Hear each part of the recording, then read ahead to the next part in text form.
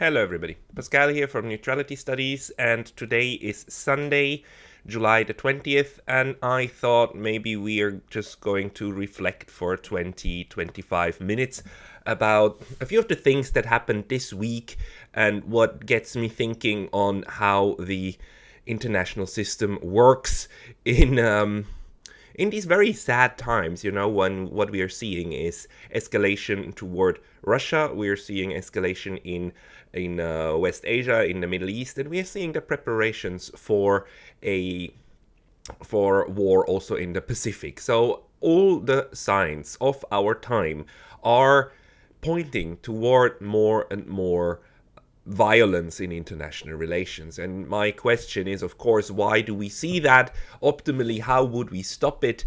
But before we have a proper analysis of what the individual elements are of this escalation, we can't get to a better situation. And this week, to me, on the last, let's say, 10 days or so, have been quite interesting because of a couple of guests I've had. So let me maybe point this out, that on my channel in the last week, I had, I think, two people who I would particularly want to point out.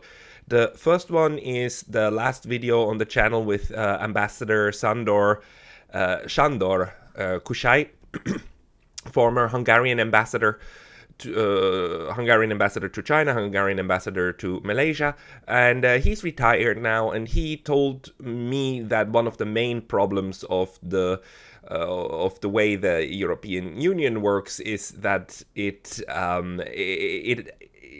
the diplomacy depends very much on the political.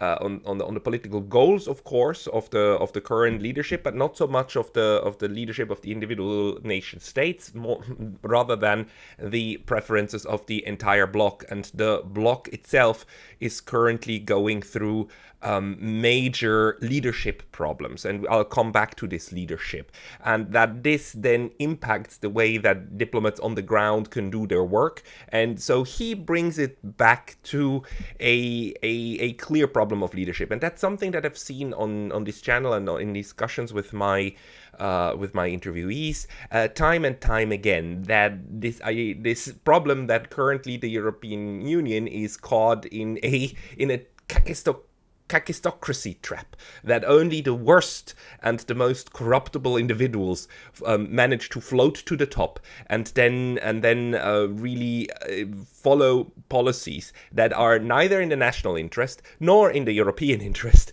but solely in their very narrow-minded personal interest. And of course, the best example of that one is Volodymyr Salinski, where although he's not part of the European Union nor of NATO, but he's an expression of that kind of leadership person whose political and private fate are tied 100% to the future of the transatlantic network that he's also representing.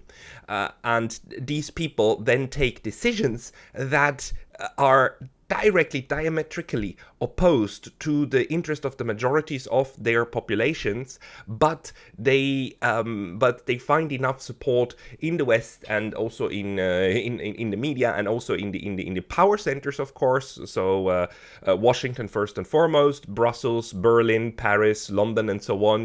Downstream, and that what we've seen in the Ukraine war, the way that Ukraine has been instrumentalized to be a spear tip for the NATO alliance against Russia, and transforming Ukraine from basically a imperfect post-Soviet nation, a former Soviet republic, then a proper nation state, going through nation building efforts and state building efforts in the 90s and 2000s, transforming it from that, having an independent position, also having officially a neutral position, and being aware that it itself needs to be careful of how it moves in international relations, transforming it from that into a tool of great power. That took time, but it also took a transformation of this leadership, and we've seen that, of course. And the most blatant moment of leadership transformation was, of course, 2014, the Maidan, the coup, when a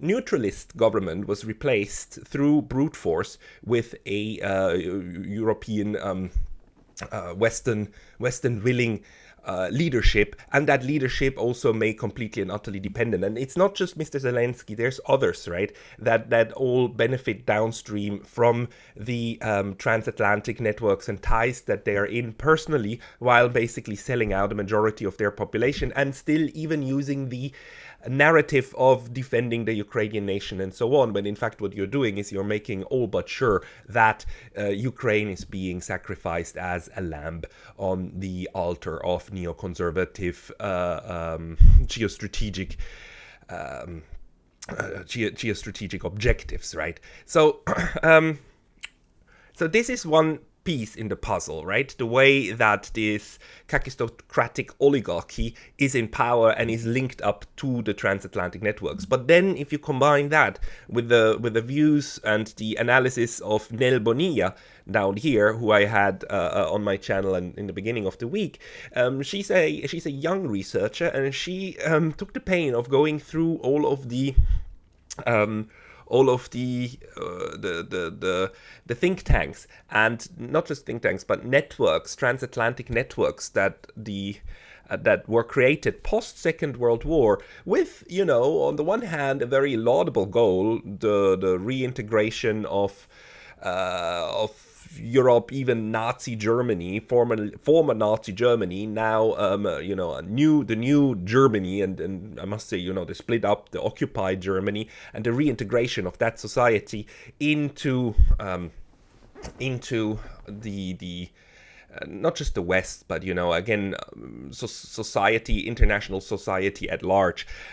That there were all of these think tanks and institutions created, including the institutions that are very close to the centers of power, which includes the German parties, with things like the German Marshall Fund, with things like the Konrad Adenauer Foundation, of course, the Adenauer Foundation being basically the think tank arm of the CDU. But all of these institutions then were created schemes and opportunities for young and aspiring leaders to basically go to the United States or exchange with the British and with the French, and you have all of these friendship agreements. But one thing that this did downstream is also create networks of dependence and epistemic communities that think alike. And the further we progress through the Cold War and into the 90s, the more ideologically captive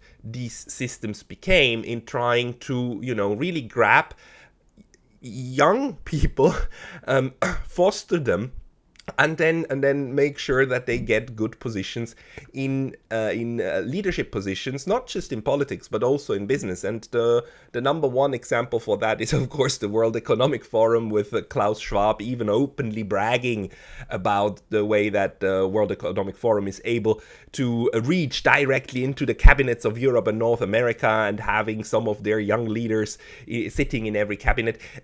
This is not a nefarious theory of how some people manipulate international relations. It's really just how these networks then tend to work, and it's not just one, it is one of those. But what they do is they create an epistemic community, they create a bubble of more or less like-minded people who then have interests that are divorced from the interests probably of the majority of their populations. And you create these Zelensky types, the Merz type. Friedrich Merz is, of course, a wonderful example, BlackRock Merz, as Alexander Christoforou keeps calling him, who was part of this BlackRock community of financiers that channel like geopolitical projects, economic business projects, also in Europe but worldwide, through massive funding. So it's not just the think tanks and the parties and so on. It is also the business community. It is also the financial communities, right? That work in these networks and meet every once in a while and then give each other positions. That's where we call this thing a revolving door, or also just when we refer to the corruption of a system, right? How it is always the same people who then get shuffled from one position to another, even if it's not in the same industry. That is fostered and created, but it's fostered and created by the system. So this is, I think, a very important one. And if you have time, I recommend watching the talk with Nell Bonilla. Since she explains it even more deeply, and this is an important issue, right? That we have captured elites. They are not necessarily the worst of the worst.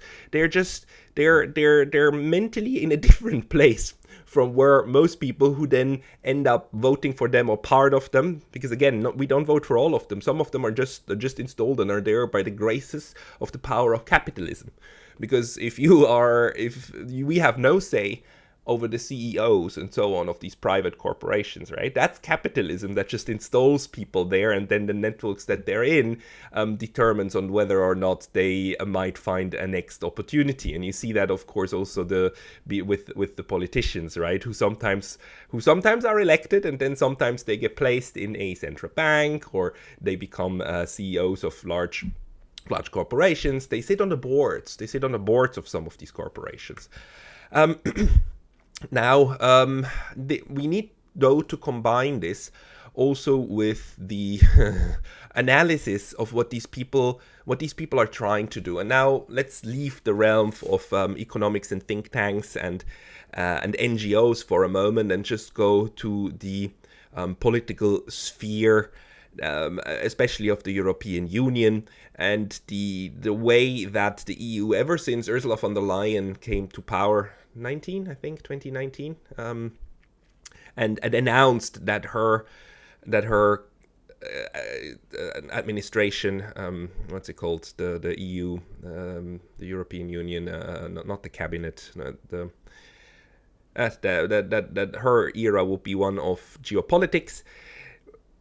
Ever since she said that, the EU actually set out to do more direct control of and over these non-EU states that are aspiring to become EU member states. And you could see how the EU's been putting pressure mostly on them. At the beginning of the European Economic Community and then the EU, the idea of third states wanting to join the bloc was that the EU has certain minimal standards, especially democratic and good governance standards, and countries need to adjust to those.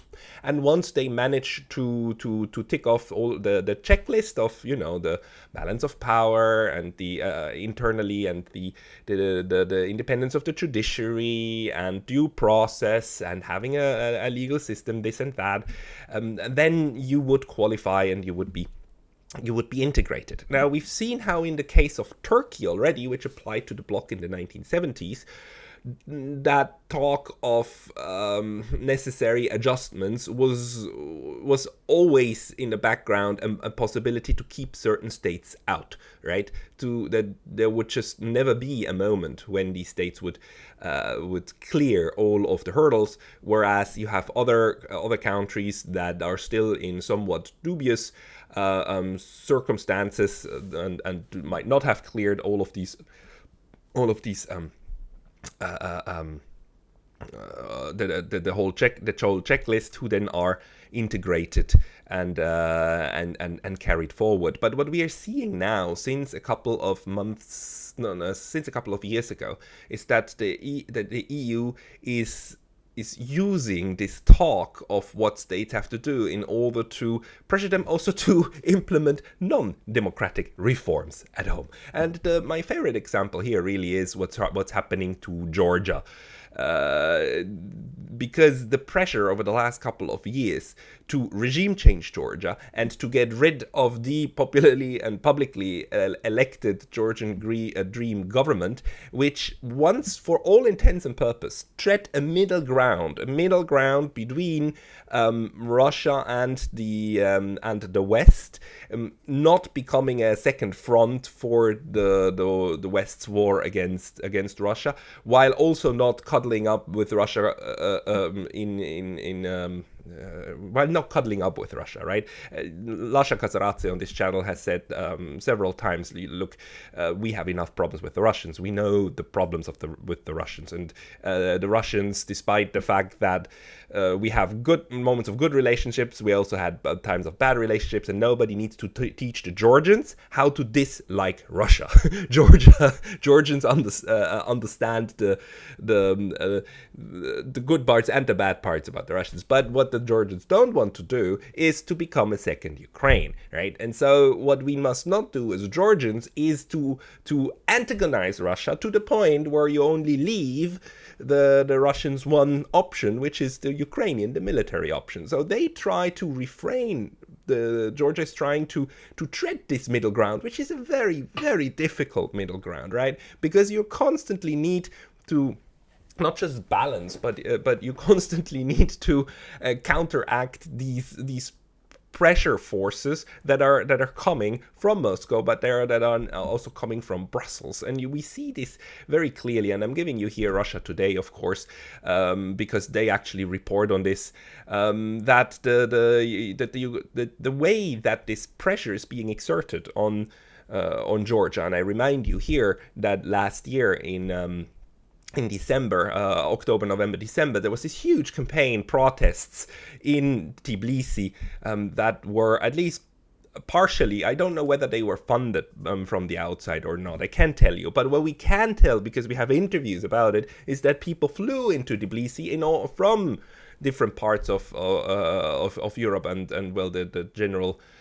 the near abroad of Georgia, in order to support the protesters against against the government. And again, it's the democratically elected government, right? And they did things, including firing massive amounts of fireworks at the parliament building, all while Western media called this peaceful protests. And they were trying to blind, with laser pointers. They were pointing laser pointers at the security forces that were guarding the parliament building, and the Western media called that peaceful protests, and the Western media and Western leaders, including Kallas and so on, and the outgoing administration, they were all warning Georgia that peaceful protests must be allowed. If any such protest with firing fireworks at security personnel and trying to blind people with laser pointers, if anything of that happened in Berlin, Paris, or London, you would immediately have the most violent of crackdowns against this type of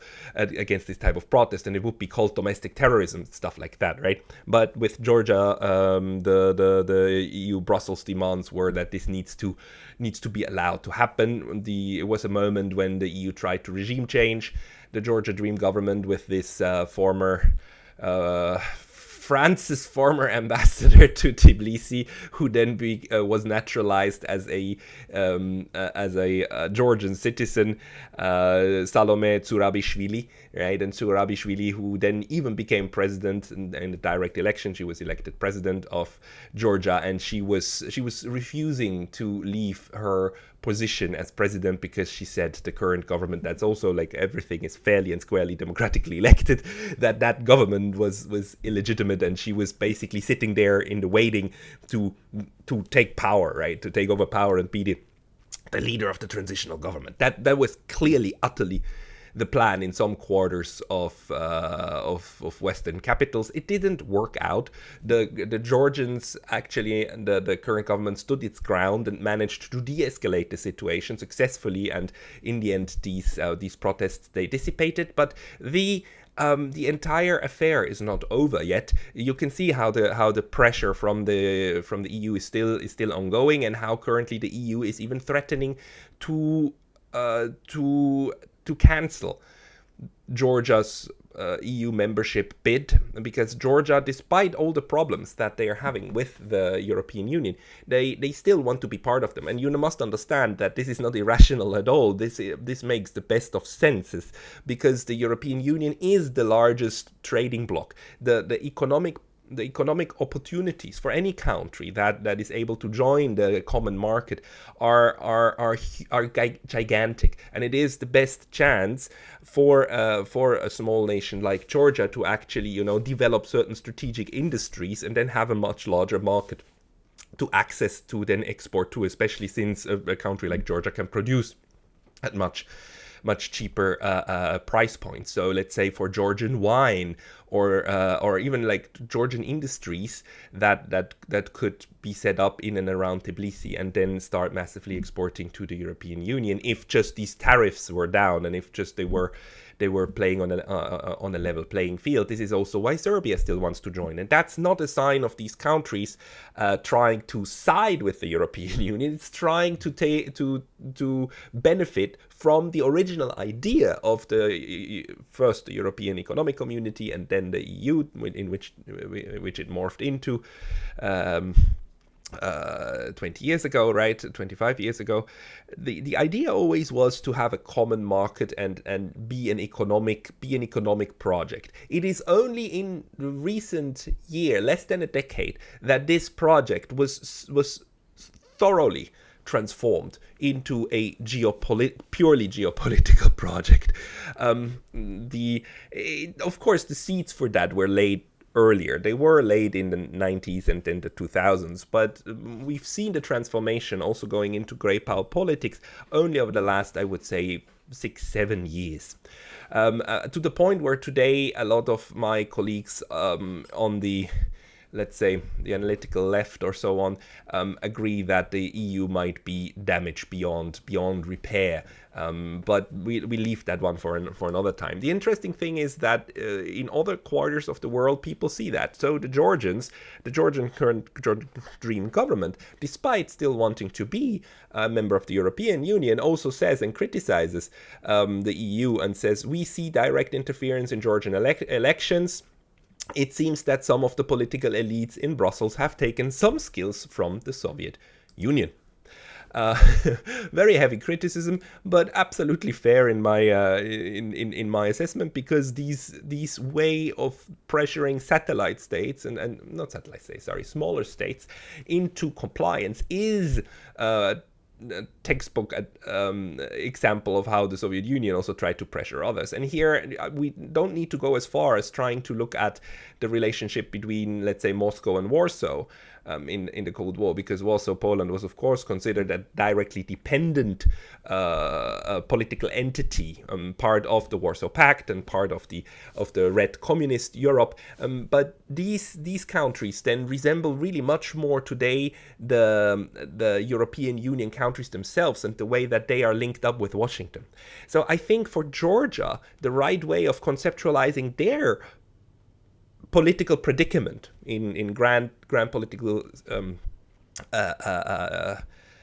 in a grand political scheme is rather the way that Finland was pressured by the Soviet Union, but was also pressured by the European Unions, right?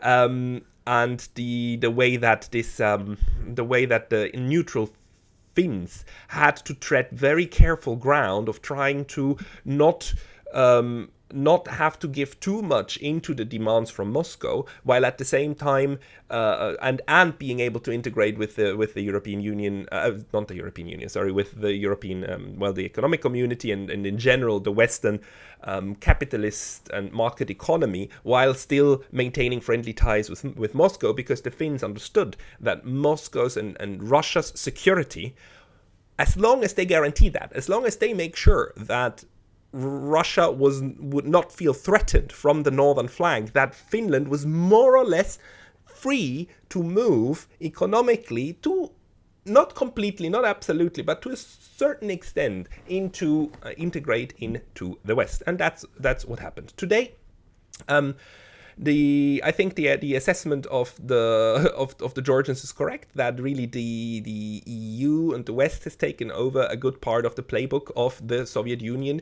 this direct pressure. And here I would just like to mention to you that another thing that we've seen in the last week, which was mind-boggling, the last weeks, which was mind-boggling to me, is that we have a heavy crackdown in Armenia.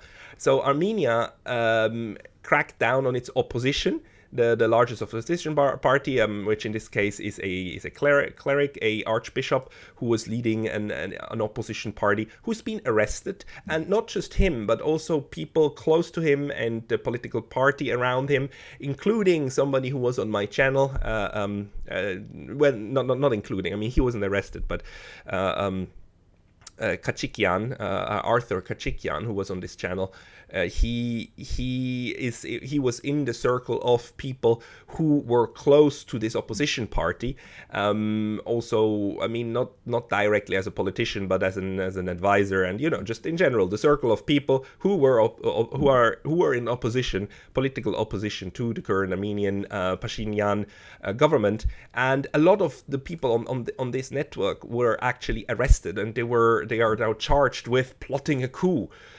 We have no concrete information yet. I'm still waiting to speak with Arthur about this at some point. But this is to me, very simple crackdown on political opposition, because in the next elections, I think in a year from now or so, they would have a fair chance at gaining significant support, popular vote support. And just as we have seen in Romania, how the forces that be are now trying to take out individual political leaders that are popular, so that in democratic elections they cannot in any way, shape, or form threaten the establishment that is on shaky legs.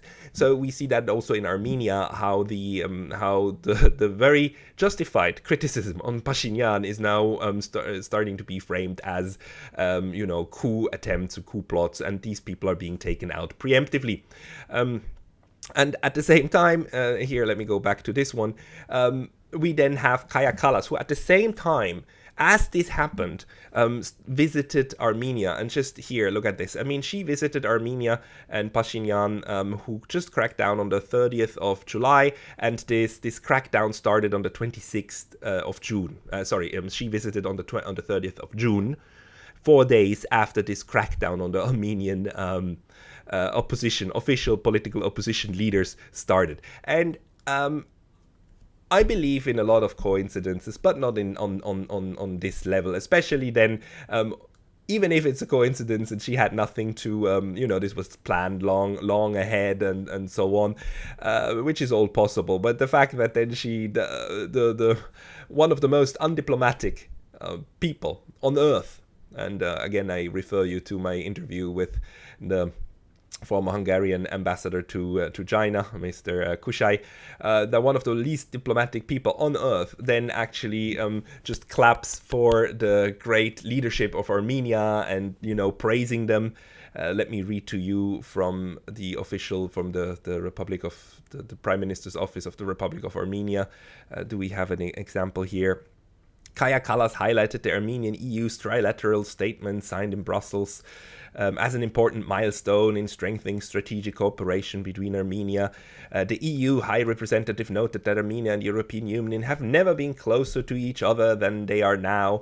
So, praising Armenia as a good as a well-developing, aspiring member country, while just 4 days earlier, they keep cracking down on their own opposition. This is a very clear sign, right?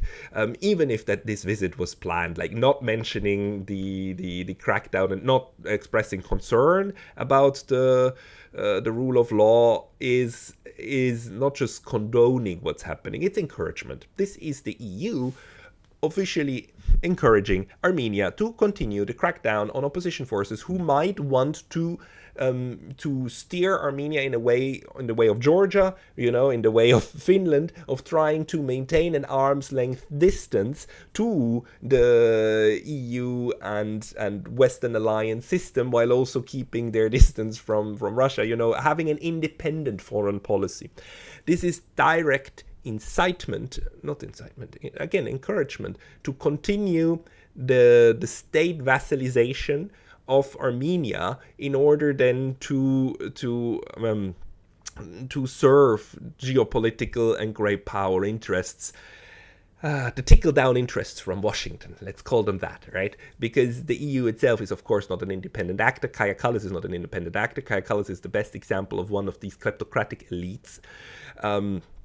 And I must say again, she is a Soviet-born daughter of a communist apparatchik in Estonia, who then did an about face and is now a apparatchik of the European Union and tickle down Washington preferences, right? So these people, these elite these elites have no intrinsic like political conviction. What they do is the only conviction they have, or the thing that they do, is they go after power. They feel power, and they're good at that. And then they leech on others and suck the political life out of their hosts until they're big enough in order then to continue power legacy. So again, her dad was an important, powerful functionary in Estonia under the Soviet system, which depended upon the power from Moscow. And as the wind changed, the next generation, only 30 years later, she is now an implementing partner of the power system emanating from the from the West, right? So I think she stands really paradigmatically for the way in which corrupt elites are also able to shift alliances, allegiances, as long as it holds them in power and grants them more power than what they would be able to obtain if they were just standing on their own. And there's no way in which little Estonia, a political figure from little Estonia, could ever go up the hierarchy ladder as far as she does if she wasn't, or her dad did, if they were not somehow connected to larger power centers. And here what we see in front of us is them then acting and trying to push the agenda of these megalomaniacs, I would call them, and of course go downstream and try to foster more of these allegiances. So now Armenia is on the chopping block, maybe not the chopping block, but you need to capture them properly and adequately so that a second Georgia doesn't arise. And Armenia is in a different geopolitical position. We need to talk about this again because it's also squeezed between Azerbaijan, Turkey, and the interests of their diaspora. We will discuss this again. So although Georgia and Armenia are direct neighbors, they do not share direct the same predicaments.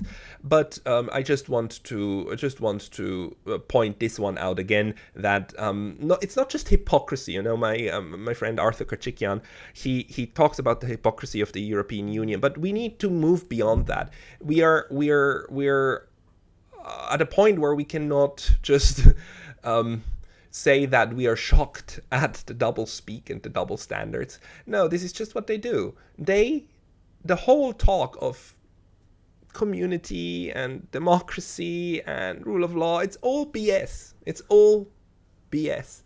These people, they know exactly that it is BS. They don't believe in it. This woman doesn't believe in any of the stuff that she says. They know that what they're doing is trying to entrench themselves. And again, like as their families have done time and time again before, just leech the lifeblood out of the hosts that they attach to. And she managed to skip host from just Estonia to the entire EU and just serve the elite interests of the networks that she's in, of the bosses she has in Brussels and Washington, and each other, right, including NATO headquarters and so on, and in that then create this fantasy world in which they believe they are great leaders. And these people are of course looking then to the next step, right? She's still young. She would probably love to be the leader of one of the leaders of the European Union during a great war with Russia and brand herself as the Jeanne d'Arc of our times, the first female leader in a war against pure evil. These kind of stuff, you must understand, these people, they even run focus groups on how to PR manage their image toward toward their constituencies, because they still need support. They still need support from below, but they do that in very calculated manners. I don't want to pin everything that's happening at these leaders, but they are definitely an important part. Do I have one more thing? Yeah, I would have that, but let's leave it aside. I guess the important thing to keep in mind at the moment is that we are going through one of these dangerous moments of world affairs. Not just because the elites are captured in fantasy land. It's because we've created a system in which the different gears, including the think tanks, the NGOs, the political economy, the military-industrial complex, in which they play into each other in a way that creates escalation, and that disencourages any kind of diplomatic solutions, which disencourages alternative approaches to pure power geopolitics, and that is something that I believe that Russia has struggled with for the longest time. It's also it's a system that also thrives on lies. But okay, geopolitics, international politics is full of lies anyhow. We as the propagandized public, we are constantly struggling with trying to understand what's happening, but that's just part and parcel of the game. The question for Russia, for China, for the global south is how to deal with a system of, entrenched and,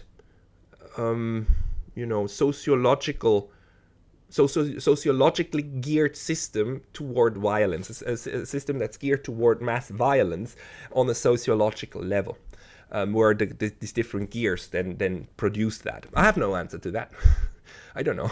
But I believe it is the question of our time for us in the West of how we dismantle that system bit by bit without creating a 1917 Russian style internal revolution that then kills millions, because that wouldn't be a happy outcome either. So how do we dismantle, or not reform, but dismantle the system and get into a better place as a social the West structure? And for the outside forces, it's like how to deal with this pressure cooker. I think it's a pressure cooker, because the question is the pressure inside already so high that you cannot, even if you switch off the fire, that it just will explode or not, or can we still depressurize this system? And if not, then how do you deal with a pressure cooker that's about to explode? How do you isolate it? You can't. That's the problem. The kitchen is interconnected. Okay, those are my musings on this Sunday, July the 20th, 2025. See you next time.